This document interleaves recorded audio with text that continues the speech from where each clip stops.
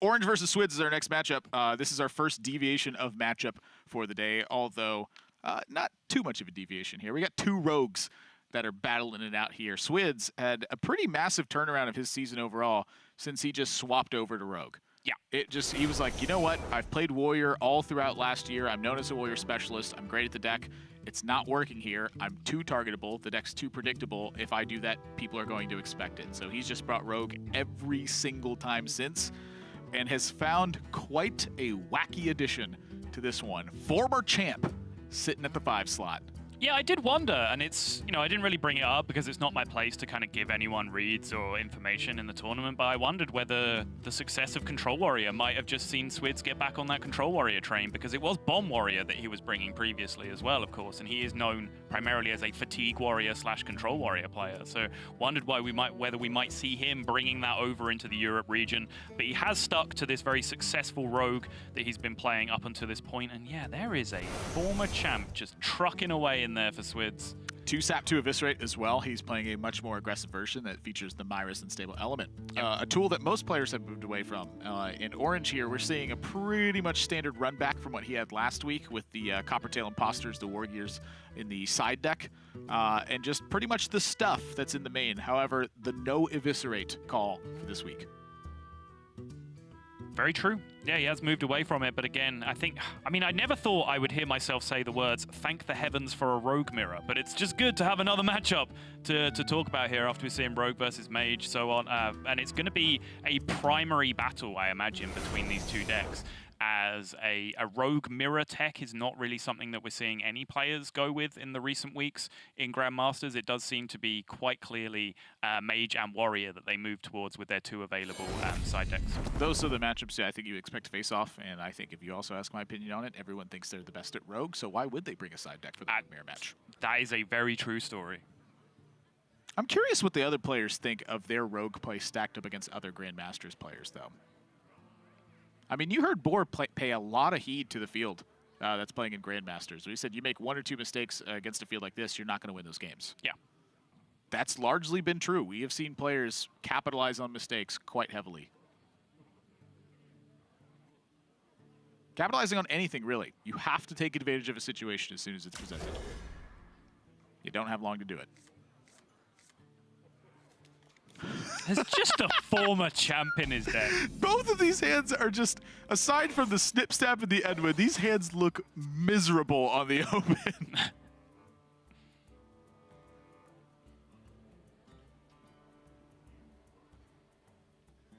Shadow Step does open up some opportunities now. What is former champ specifically good against? I guess you can Shadow Step it into 5/5. Right, yeah, I'm not really sure if it's a matchup concern thing. Go warrior, maybe? Maybe. I'd like to turn Shadow Steps into 5/5s in that matchup. That sounds pretty cool. Yeah.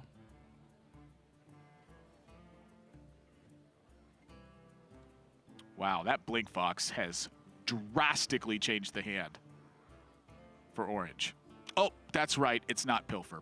Sorry, my mistake. In my head, this card changed too.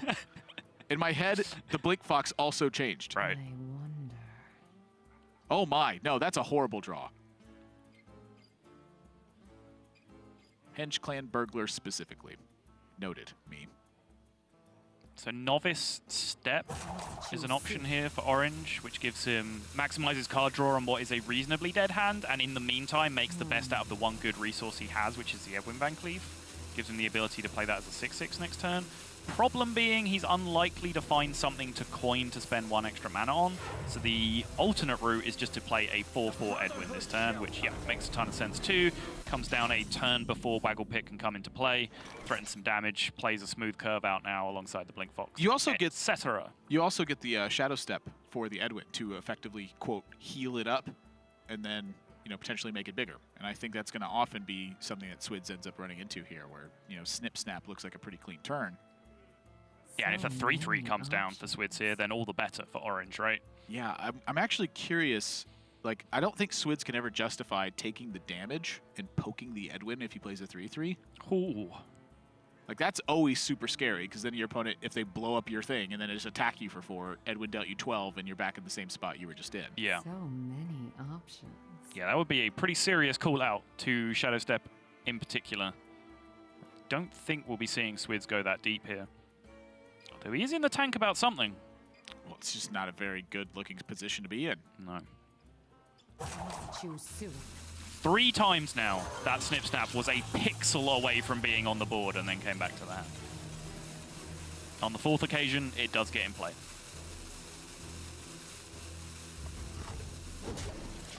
I seriously, for whatever reason in my head, I went, why is this attacking the Edwin? It's not, you dummy. And so for Orange now, that turn has changed a little bit.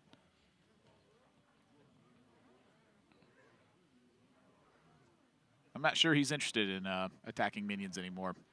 Yeah, I don't really feel like So popping open many this Snip Snap for the sake of activating a Shadow Step. If I just play stats, go face, it seems pretty reasonable in this spot. He could Blink Fox into Pilfer. Could Blink Fox into You Pilfer. like my invention. Well, if he's leading Novice... Ah, does that change anything as well? That's a huge change, actually. Yeah, now you definitely Shadow Step the Edwin. Yeah, I think that if he was leading Novice, he was always going to Shadow Step the Edwin. I think so. Well, I think so as well. But I think like maybe the draw could have made him consider something. Yeah, I mean, it's just good sequencing, right? Like, if the Novice is going to happen, it should happen first. That's a big angry Edwin. Yeah.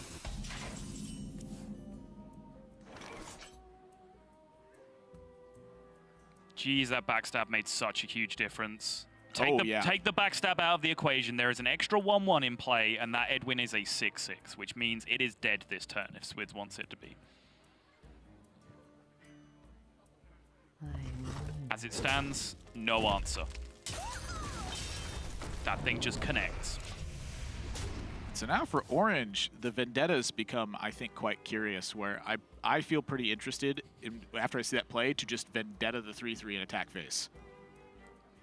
No one admirable has ever spent mana on a Vendetta and won the game. I don't think you remembered that, so I think I could have got away with it, because I think you absolutely could cast Vendetta here and win the game. Well, no, I do remember it. I remember everything. I'm like the weird elephant. I was going to say the Elephant Man then, but no, that's definitely not what. No, it's like, I was just trying to make a reference to the elephant memory thing, Yes. which I don't know where that came from. I don't know how you measure an elephant's memory. Like that elephants never forget things. Like, who came up with that? How do they know? But yeah, I think that when you see turn 4 Life Drinker you're pretty interested in just killing a minion and attacking face. Choose soon. Minus Swidz does play 2 copies of Eviscerate, so if Orange were to just go face here and leave the 4 damage on the board, then that 4 damage plus an Eviscerate takes care of the Edwin. Which I think why he is so interested in trying to make my blanket statement look foolish. Former champ. It took 7 weeks of Grandmasters, but we've arrived. Did Swidz think he was playing against Pavel and he just wanted to meme? Like, is that what's going on? Float like a butterfly. Sting like a bee. I mean, look at that guy flexing. Oh, Wow. I mean, I guess it's kind of the same thing that you just played, Sansa 1-1. yeah. But The problem is you're getting hit for 8. very happy time walking this turn. Yeah. Yeah, you're just getting hit for 8. Yeah. I don't like taking 8. That's the bad part.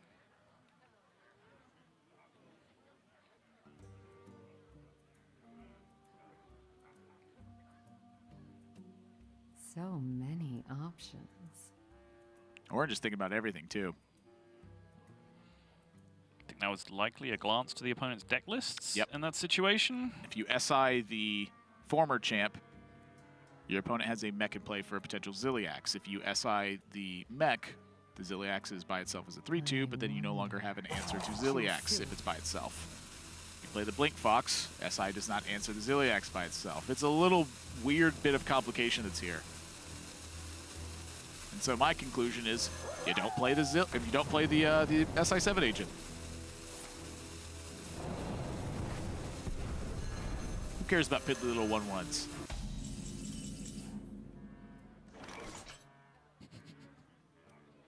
If there was any tempo tool that Swidz could utilize, this might be enough to get the job done. Well, the combo is here. the combo. The token's in hot shot. I didn't know that.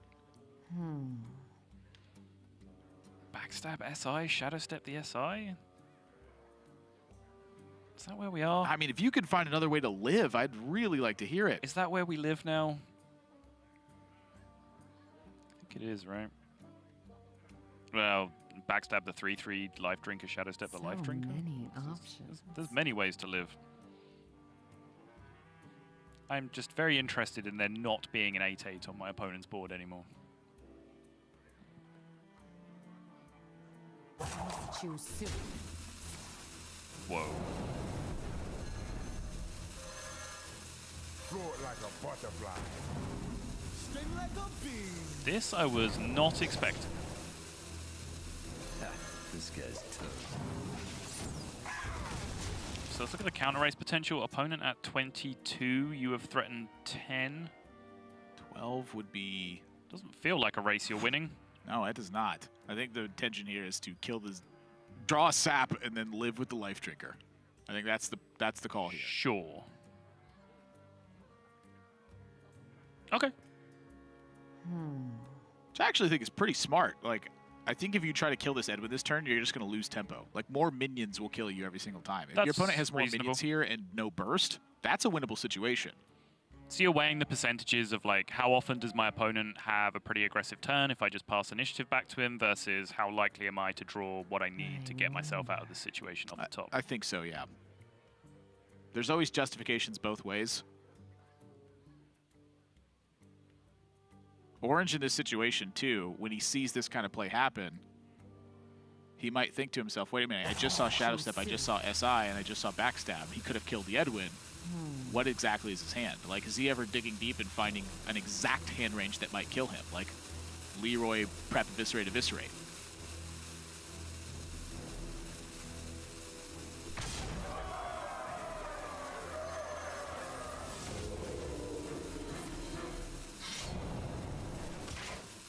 So from Orange's side, I think he just does all he can do in this situation is say, well, I'm winning this race. You're not going to make me chicken out of this anytime soon. That's the worst draw in the deck.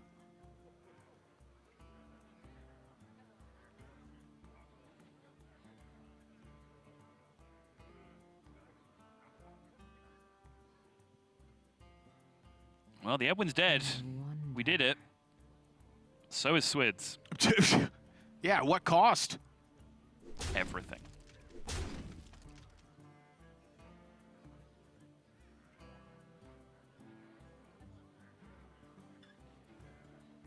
The life drinker will dig him out for a turn. I just can't think of what follows up. Yeah, he says if the burst is there, it's there. Yeah, I like it. This at least gives him a chance to win the game next turn, and if Orange can't kill him this turn, then there's an opportunity for Swidz to do the same. Just consistency of the game plan as well. Yeah, if he goes the other line by playing Life Drinker, he has to live 2 turns, and he never lives 2 turns with this current hand. So I definitely agree. Of the last 2 plays, this one I'm sure on Swidz makes sense. Swidz's line. Questions about the one previously, but pretty miserable spot no matter what he did, killing the Edwin or setting up outs for himself. Either way, he was in a horrible position, primarily because Orange just managed to invest in a big old Edwin Van Cleef, and yet with 2 copies of Sap in the deck for Swidz, he wasn't able to find one. 2 copies of Eviscerate, too, which could have possibly chunked it down. Just like, honestly, Orange had the Edwin isolated as the good part of his hand. That's usually good enough if you have a big turn with it. Yeah. Swidz just had a very poor draw. Yeah. Like, there was nothing to do with that hand. And shout out to that backstab off the Novice Engineer as well. That backstab was the absolute nuts. Changed everything in terms of the format. And I guess I've got to eat crow in this position. Vendetta was cast for 4 mana, and Orange won the game. Yes. But no one has ever spent mana on a Vendetta and won the game. I thought you were going to say on a former champ and one. That would have been better. I definitely should have done that. They're sticking to primaries in this one. Their side decks are dedicated to Warrior and to Mage, respectively. And so that means the initial 30 cards are in play here. So we're running it back with the same game that we have coming up. And, you know, I see what Swidz was trying to do with this former champ play. I'm just not buying it after that game. It has to be a nod to a specific matchup that I can't think of So right now. I think what's happened is that he's wanted to be very secure against Warrior. So if you look at his Warrior sideboard, he's got Geppetto, Joybuzz, Togwaggle, Scheme, Cairn, Bloodhoof in there. But he wanted something extra on top of that, like something else good for the Geppetto to hit. But because of the sideboard limitations, he had to play one of those cards in his main deck to be able to get the full Warrior deck that he wanted. And the card that ended up in there was the former champ. Does it ever like weirdly split against like Super Collider too? I can see that, yeah. Oh, that's just an interesting. extra 1/1 that they need to kill, yeah. That's kind of cool. I think it's the Shadow Steps turning into 5/5s. I think that has to be the thing. Yeah, but I think there was just too many cards I think he wanted to include against Warrior, so he had to carry the cost of one of them in his main deck. He has got another massive uphill battle. He is... Whoa, Yeah, hang on. Wind it back. That's a shark. He's looking great. That's a shark with a prep. Something into Edwin. Orange needs to find something to handle an Edwin. Or get off to an aggressive enough start that he can neutralize that part of the game. But I think that's a taller order. I think finding the removal, probably the easiest way to do it. But sharks make very large Edwins. So many. We were talking about this the other day, or just earlier today too, when we were watching morning, Asia yeah. Pacific. It was shark and then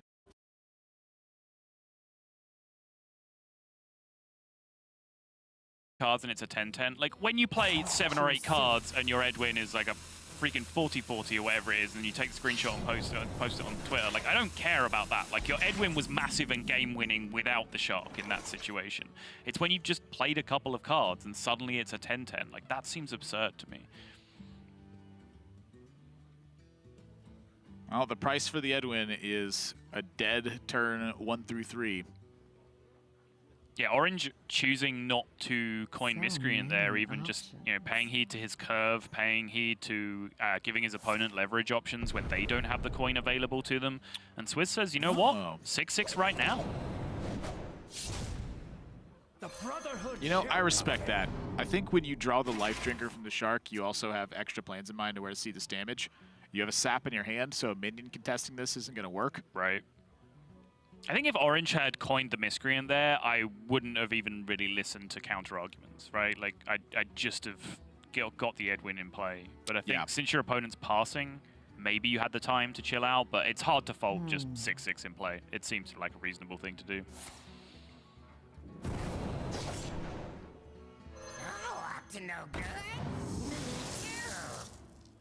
It's 2 more damage from the Goblin. Ethereal Lackey can find answers as well.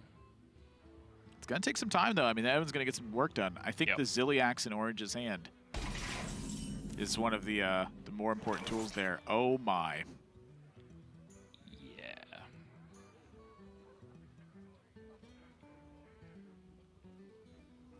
So now we can potentially just see it next turn, right? Just Shark comes down, Edwin gets Shadow Stepped, Edwin gets replayed. Boom. I mean, Orange can shut that off with a coin Ziliax. Wow, these next couple turns are super important. Swidz just going to go for the curve. Yep. I think that will often prompt Ziliax. I think, yeah, just based on resources, hand size, just the flow of the game, I think Orange needs to be very interested right now in just survival for a few turns. I think with the resource advantage that he'll feel he has here, if he can just grind this game out a few extra turns, he might be able to take over with Life Drinkers and Lackeys, just grinding his way back into the game. Many options. To me, that all adds up to a Ziliax this turn. It's just so clean as well. I mean, your opponent has a 3/3 sting and your 3/2 lifesteal. And you killed an Edwin, and they have 3 cards. Like, it just feels so good. So many options. Orange looking like he agreed for a moment. coin has snapped back into hand.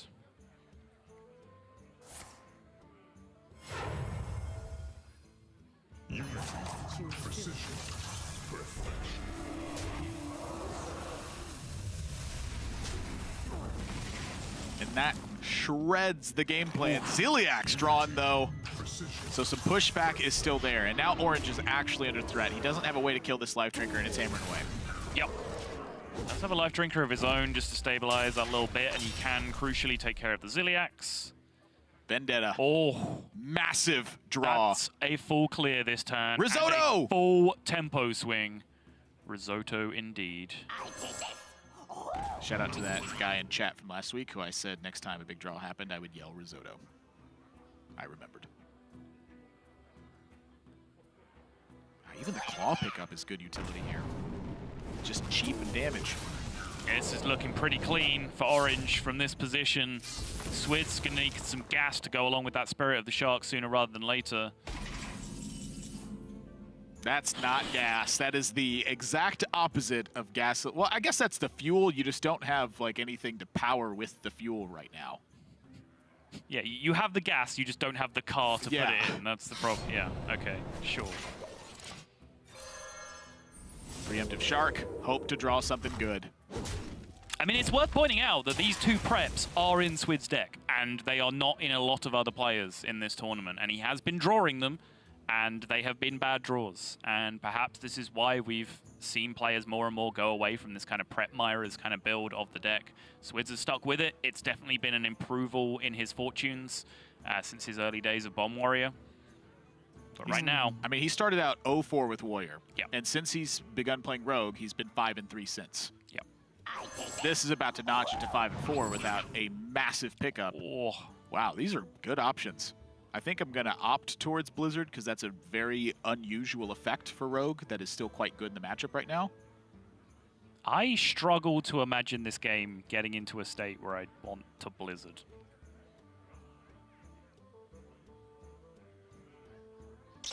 It would have, like, even if it's like Evil Miscreant next turn into a bunch of lackeys, you gonna spend your whole turn Blizzarding that board? Well, what, you gonna spend your whole turn fireballing that board?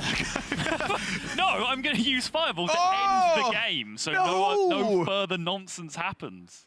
All right, so my top-down take of this game is Swidz had an opportunity to play it differently. He opted to play it quickly. His draw panned out poorly, and as a result, he got punished. How different is it if he plays for the Shark and the colossal Edwin in this game? Good question. That's where my entire head is at right now, because I don't mind his play. I think it's very characteristic of the way that some of the best players in the world play Rogue, is that you were so tempted to try and get more that you end up getting less.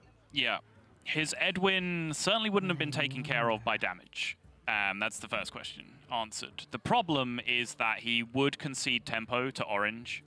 Not necessarily in this exact game that happened, but like from Swid's perspective as he's planning things out. Yes. He would pass a couple of turns, Orange would play a couple of minions, he'll play a big Edwin, and he auto loses the game on the spot to Orange's one copy of Sap, if it then comes down.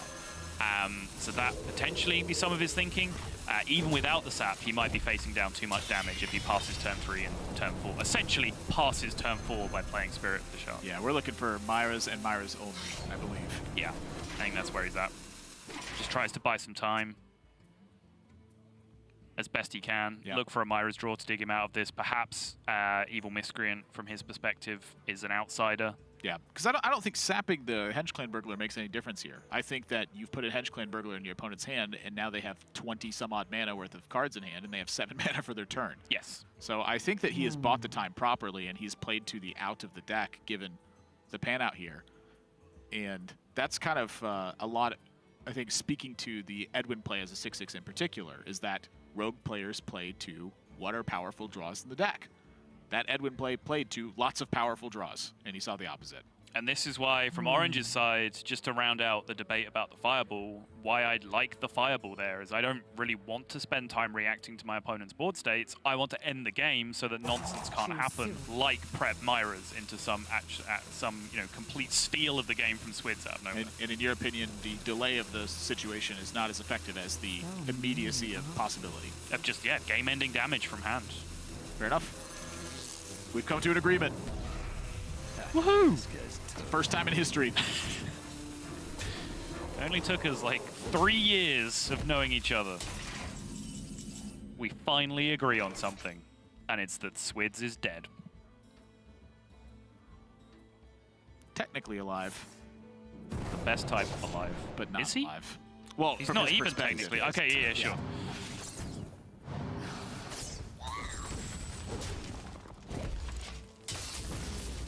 Fireball and claw. And I think even Swidz, from his perspective, is just waiting to die to some form of random nonsense and/or Leroy Jenkins coming out from Orange. Instead, it'll be Mage Leroy Jenkins. Yep. Fireball the face. Clawed up, and Orange takes a 2-0 in the set. Moves up to an 8-5 match score. At one point in the season, Orange had yet to defeat anyone that was not a world champion.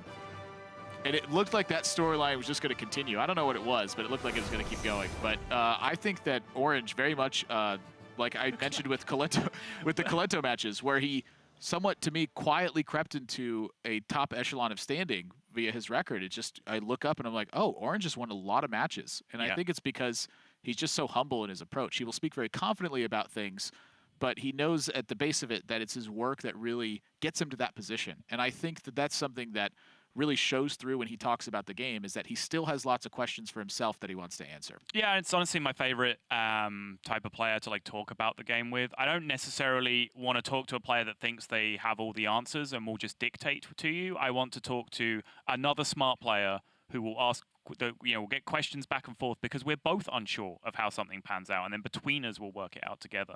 I think that's a very powerful way to learn the game of Hearthstone. Indeed, and Orange is ready for an interview. Orange, can you hear us? I can hear you. How's it going? Pretty good. I imagine your game one felt pretty good after that novice engineer draw as well. Talk to me about this series. Game two was quite unspectacular, but just your thoughts overall. Any standout moments from you? Both games kind of felt a little bit unspectacular. My keep in game two was very, very ambitious, but and I'm not entirely sure it was correct. I had a little bit of a problem figuring this matchup out in testing, since it could go in a lot of different ways. So I'm kind of happy that, both games just really went my way. I'm not sure about him, if he is supposed to keep Shark like that, but not much to say about these games, right? Well, what in your testing did you find to be like volatile in the matchup? That seems to be what you're alluding to. Oh, yeah, so it's actually really interesting because the main point is like you want to draw Evil Miscreant, you want to be on coin, and you want to coin Miscreant and run away with the board. The problem is that in a lot of these games, because Swidz deck is built in the way it is without like the Burgle package and the slow cards, the thing is that in like lots and lots of these games, I just went wide on board with Miscreant and Faceless Lackey and everything I want. And Boar just went waggle pick, Leroy, you're dead. And I was like, wait, I shouldn't be able to lose from these spots. Like, what's happening? And when all of that can happen, when you really mainly want to go for board, but you can also use die to burst, it gets really tricky to play the matchup. But yeah. So first off, Orange, I have made the statement several times that no one has ever spent mana on the card Vendetta and won a game. So screw you for ruining that for me. I thought of you while I did that play. Did it influence your play anymore? Was making me look stupid in any way breaking the tie of making the Vendetta play? Or taking heed to his notion? I was thinking, like, I can play Blink Fox and go more for board, or I can play this Vendetta and make Solo shut up, and then it was pretty easy, you know? There you go. But serious question. We've been focused primarily on Division A today in terms of tiebreakers and standings because the vast majority of our games have been in there. Over in Division B, you are currently in a playoff spot, correct? But are there any players that you're looking out for, any matches you're watching with particular interest that influence your chances? Now, I'm no expert on this, but from what I've heard and from what this might be widely wrong, but I think I got a pretty good grasp of it, is that if I lose my next match and Radu goes 2-0, I think I maybe can get fourth on tiebreakers, but I would also need to have like Psycho and Casper to do pretty well. I'm not entirely sure how it works, but I think Rod is the only one that can pass me now because my tiebreaker is so good. But also, since I won this one, if I beat Psycho and Casper goes 1-1 this week, I think I actually end up first in my group because my tiebreakers are better than both Psycho and Casper. So my eyes are certainly set on getting first in the group now, because that would be a pretty huge advantage going into playoffs. But, well, the most important thing is that I think this is like very likely to qualify me for playoffs, which I'm incredibly happy about. Well, I think you should be incredibly happy about it. Orange, it's been well earned for you. Congratulations on your win here today, and I look forward to seeing you play your next match. Congrats. Thanks, guys. Thank you. He also just does a lot of research for us. Yeah, as he was speaking, I was like looking down. I was like, yeah, he's saying like every note that I have on this entire thing right now. So fine, just bring him in. He can do my job for me. That's fine. I did that at the Masters Tour. Yep. Yeah, I guess Castle Orange too. It was quite interesting. He has a lot of really strong, good takes about matchups where I go, wow, that's a thing I didn't think about. Yeah. That's exactly what happened. Right. I think that he's one of the best players at actually internalizing things that he picks up in practice and like really remembering them when the moment comes. I think a lot of people will learn things and they'll go in subconsciously and they'll then instinctively make those plays. Whereas Orange actually keeps kind of like a library or encyclopedia of things that he learns that he has to remind himself of time after time. I've said this to him multiple times and I know he takes no offense to it, but I do not think he is the best natural Hearthstone player in the world. I think he has to work harder than some other players do to reach the same level of ability. And that just means it shows exactly how hard he works. It sure does. And so let's take a look at the schedule and see what happened today. If you hadn't catched everything, we got a recap for you. It was the Mage Rogue day here on Grandmasters in day number 1. And lots of key wins took place in this one. In fact, I think every player sans the Pheno board control match that needed to pick up a win picked up a win. Yep, and interestingly, Kalento and Viper both did it from the Mage side, whereas Bunny Hopper did it from the Rogue side. So I think that really goes to show, perhaps, that it is a very 50-50 matchup as we're describing it. And, you know, sometimes just the more experienced player, the better player, or the player with the more fortunate side of things with, you know, coin draws or lucky top decks or whatever it can come down to, is going to come out on the edge. But I think it's very telling that the 3 players who have performed the best in this league did all come out on top of that matchup in a row from different sides of the matchup. Indeed. So we can take a look at the standings and see how things shaped up for that as well. And when I say key wins, look at Division A. That's exactly what I meant. Viper, Bunny Hopper, Kalento still all hunting for that spot there. I believe Kalento is locked for that spot with that win. I'm not entirely sure. There's lots of implications that go into playoff standings and stuff, but on Division B, there's still a lot of stuff happening with matches as it's stacked all the way down. Yeah, and as Orange was talking about, he was referring to Tiebreaker 2, which is kind of a cumulative score of wins of the players you've beaten. He is a long way ahead of Casey, but only a small gap between himself and RDU. So RDU is still the player that's able to chase him down. Yeah, indeed. And so that pretty much does it for Sottle and I here today. Day 1 is wrapped up, and after this week, this is our final week of the regular season of Grandmasters, which means next week is playoffs time. And so that's going to do it for us here for the European region. We're a bit behind schedule, so we're hurrying things up. We're headed over to Americas, though, where we got 5 more matches coming up for you. So for me and Sottle and the crew here, we're done. TJ and Frodan are coming up with Americas.